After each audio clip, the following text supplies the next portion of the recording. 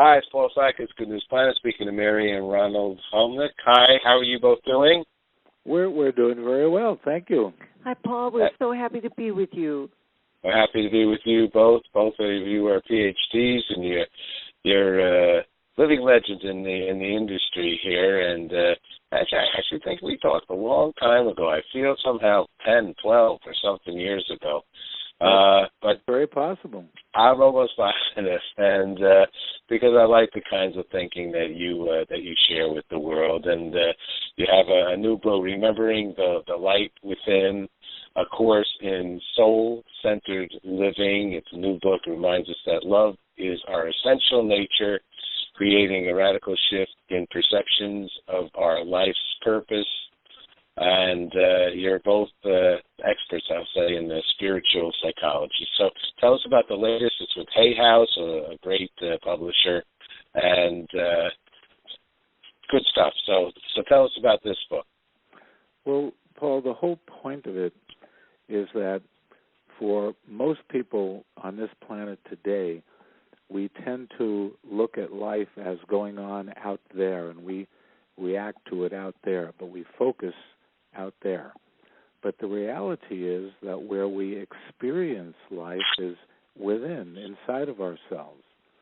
So, but we don't have, or up till now, we haven't really had a technology for how to work within ourselves to make the shifts that we want. We keep trying to change life out there. And what we have found over our 35 plus years of working with people, the more we focus on in here within and seek to change the quality of our consciousness, lo and behold, the quality of our lives out there seems to change automatically. Mm-hmm. Mary, your thoughts? Well, this book is all about waking up into the awareness of the love that you are, that is your essential nature, and allowing yourself to, how shall we say this, remember that which you have forgotten, to remember your spiritual nature, and to learn to live your life more in accordance with it. And this book is organized into 26 chapters, each of which has inspirational stories, information, and a practice and an intention that are designed to support people in very practical ways in living their lives more in harmony with the awareness of their spiritual nature and of waking up into the spiritual context and remembering that we came to Earth to do a particular work, the work that was to heal the issues that we took embodiment for, and to wake up also into the awareness of the giftedness of who we are. And this book is designed in a sequential way that supports people in that process of remembering, of awakening. You have a term here, spiritual amnesia. What is that all about? Well, what Mary is referring to is what we call this business of focusing out there and thinking our lives are happening out there. We forget that who we are and what we experience is going on within. So to change the focus to within provides us with the experiences that we then can use to awaken. We gear those experiences in a particular direction, which encourages people to attune to the loving essence that is the nature of who and what they truly are, which is, of course, what all the major teachings have been telling us for all time. Now, you both are the actually founding faculty and co-directors of the University of Santa Monica, the Worldwide Center for the Study and Practice of Spiritual Psychology already. And so let's go to the book and give us some examples of what a chapter how a chapter can help us. Well, there's a powerful chapter called The Mother of All Choices that is all about the authentic empowerment that occurs when we begin to take dominion within our own consciousness, so that rather than blaming other people and outer circumstances and events for our disturbance, we recognize that, oh, this is my God-given opportunity to heal an unresolved issue within my own consciousness and to explore the limiting beliefs that are part of that unresolved issue, and also to address the unresolved emotional energy, the hurt, disappointment, resentment, anger, whatever the emotion is. And that to do this work is indeed sacred work, spiritual work. Rumi made an incredible statement when he said, our task is not to seek for love, but to seek and find all the barriers that we've built against it, and we add to that, and to dissolve them. So coming back to what I was saying earlier, to reference this, most people will do I am upset because, and will blame the disturbance on what's going on out there. They lose track of the fact that the disturbance itself is going on within them, and that a person can learn to heal disturbances going on inside of themselves independent of what they think is the cause of it out there. Our perspective is you take responsibility for the disturbance going on within yourself, and we will show you how to heal it, and heal it for the last time. You know, I mean, that's wonderful, and I believe it will be so. It will be written. Not everybody always has such a great wealth of knowledge right next to them, even though we want everybody to buy the book. And usually the person who has the hardest time realizing what we're speaking about is the person themselves. And somebody, they sometimes say, sees the you in a different way that you see yourself. How do we be understanding and accepting of somebody else that you feel might be able to help themselves more so, if you're, I guess, taking a little judgmentalness to you? That is a great question, Paul, because I think it's so, it's like we all have blind spots, and it's so easy sometimes to see someone else's blind spots. But, part of what our spiritual psychology approach emphasizes that each person comes to the Earth School with their own unique spiritual curriculum. They come with the lessons that they're here to learn, and they come with the gifts that they're here to share. And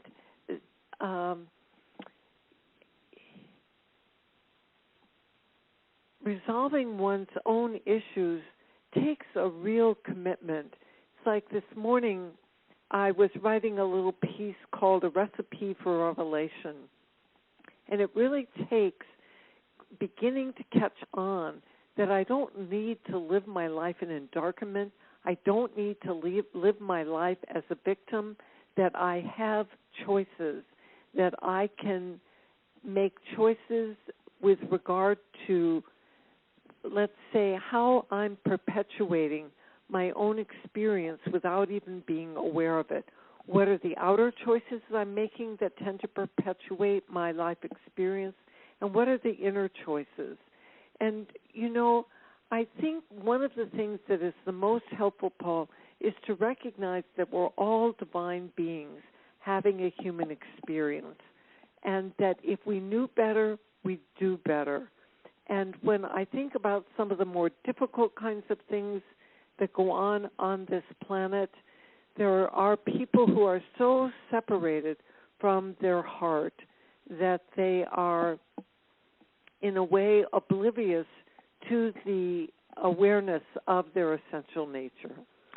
I can give you the bottom line formula for how the process will work. Okay.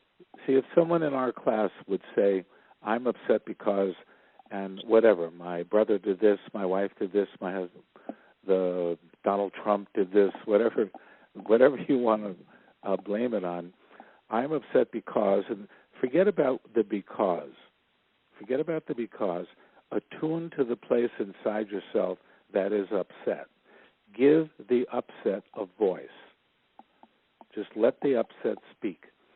You will always find that somewhere in the upset story, there's going to be a wrong-making or a judgment of somebody or something.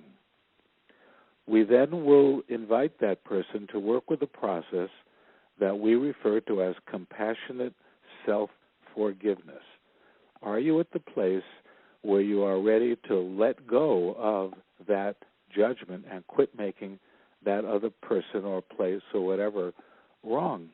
Now, this is not an easy thing for people to do, because this is not the way that we have been brought up by and large. But nevertheless, it's the surrendering of these judgments of this business of wrong-making that is the path to freedom. It also happens to be the path to peace on this planet. But that is a result of enough people letting go of their own inner againstness and their own inner judgments that makes it work. We just put out a blog that was called "Are You Suffering from post-traumatic election distress?" Everybody is all upset about the election, and we put forth the example of Julia Butterfly Hill, who you may remember climbed up into the redwoods in Northern California because they were going to be cut down. And after 2 years of living in the redwoods, the logging companies gave in and they said, "Look, we'll take these sequoias, we'll make them into a national park, 30 acres of them, and you win. Please come down," because the pressure on them was building. And she came down, and all the news media were there, and they said, "Where did you get the strength to stand up against the logging companies?" And she said, "I don't know what you're talking about. I didn't climb the trees because I was in any way against the logging companies. I climbed the trees because I love the trees." And it's this business of we want to march, we want to do whatever we want to do. We want to protest. Fine. Can we do it from a place of loving rather than from a place of againstness? And that is the nature of the forgiveness work, is to let go of the againstness that we harbor within. And that's why the book calls the willingness to take that level of responsibility the mother of all choices. You reminded me when you gave that example, it reminded me actually of Forrest Gump when he ran across the country 3 times. Yeah. And when he stopped, he said, "Well, I think I'm tired now." Yeah, exactly. Why'd you do it? I don't know. I just did it. Yeah, that's a good idea.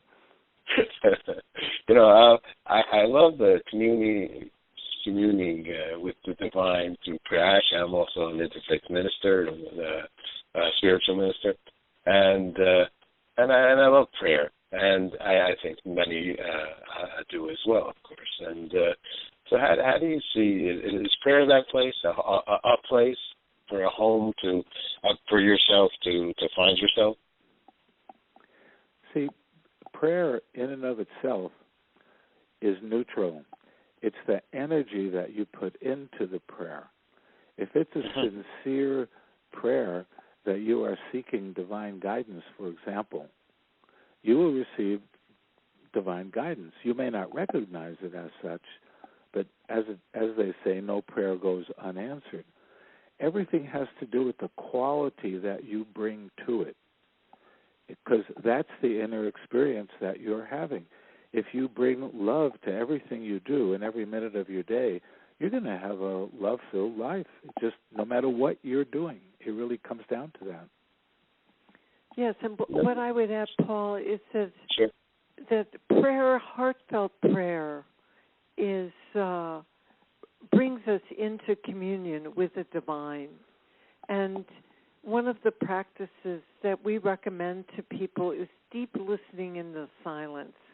And also we encourage prayers of gratitude, because if there's one thing we can give back to the divine, it is our gratitude for the blessing of life, for the opportunities to awaken, for the opportunities to be of service on the planet.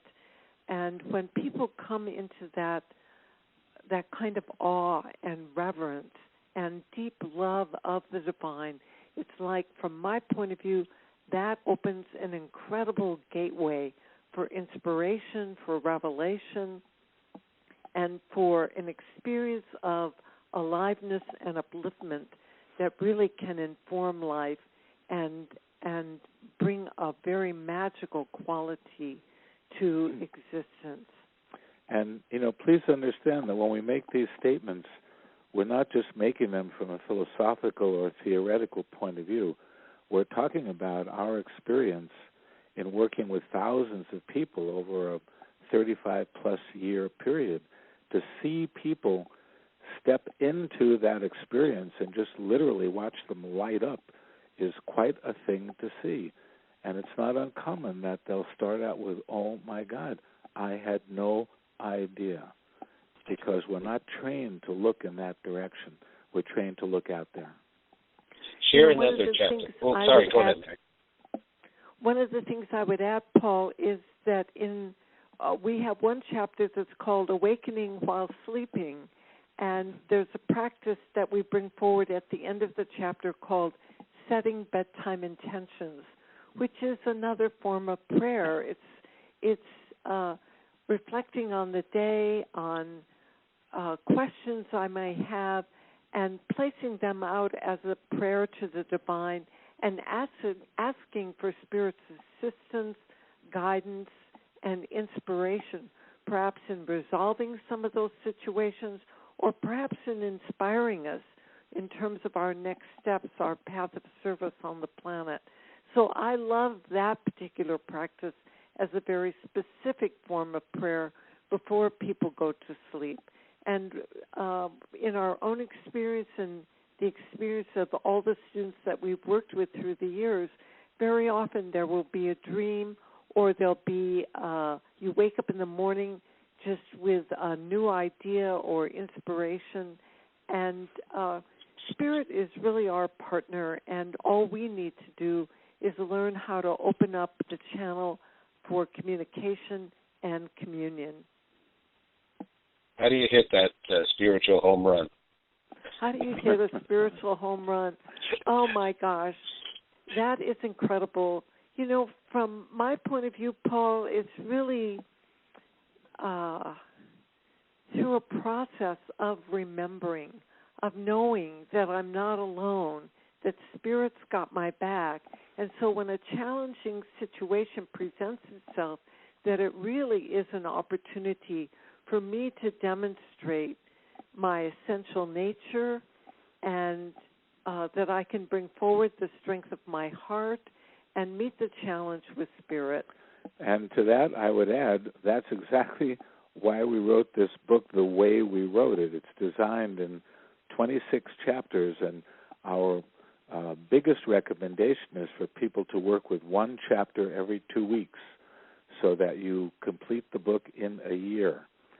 And by completing the book within a year, if you do that and do all the things that it says in there to do, I can't imagine you would not have the experience of becoming more aware and remembering more of who you truly are. Remembering the Light Within, a course in soul-centered living. Mary and Ronald Hulnick, doctors. Let me ask you two more. Hay House is the publisher. Two more questions, if that's okay. Sure. Our broadcast is good news, and we like to focus on that positive. So I ask everybody, what is good news for them? So, Mary, what's good news for you in any aspect of your life? Well, good news for me is the awareness that I am a divine being, that I am God incarnate, that my opportunity in this lifetime is to show up as the presence of love, to bring forward the strength of my heart, to share with other people in a way that I bring blessings to them just through speaking the truth of my heart and relating with them in a loving way. and that I have the opportunity to do that with each person that I meet. I think some of the other good news for me is just the opportunity to reach out and through this broadcast and people's reading the book to support the greater awakening that is taking place on the planet at this time. Beautiful. Ronald? And good, I would have to say I'll go to my favorite good news, and that is every time that I see someone start to catch on and start to wake up, that is the best news that I could have in that day. One of the sayings at USM is that every time one person resolves one issue, the whole of humanity moves forward in its evolution. This is so. The last question I'm going to ask is related to our peace efforts and the world's peace efforts. We're involved with the International Day of Peace, September 21st, and we create the Human Peace Sign, Times Square and Central Park, and we're working to hopefully pull off a World Peace Party at 12 noon, and 193 countries in the United Nations already agreed to a day of peace. So we're trying to strengthen that message. And actually, out by you, Los Angeles is one of the first ones, Peace Sunday organizations that was one of the founders of strengthening that UN message. So I've asked thousands of people, what does peace mean to them? So I'd like to ask them, why don't I start with you, Ronald? What does peace mean to you? Yeah, very simple. Peace is letting go of againstness. It's letting go of judgment. It's opening up to a greater willingness to allow other people the dignity of their own expression. Beautiful. Beautiful. And Mary? Well, I have to echo what Ron said, that peace is the cessation of againstness, and that if I can learn to walk through this world in acceptance of myself, of others, and that I am willing to give other people the dignity of their process, and how I learn to do that is to really to learn to look with the eyes of my heart, to look for the beauty in other people, and to respect that each person is here for their own unique learning and for their own unique contributions, and that other people don't have to be just like me or do things my way for me to respect them and to accept them. You two are powerhouses. Thank you. Really, Thank you, you're fantastic, and what an honor to get to share the good thoughts here. The book, and we have all the details here in the text, and some links over to your website for people to get it, and obviously it'll change your day, make your day, or make your year in this case. Guys, thank you very much for sharing good news with us.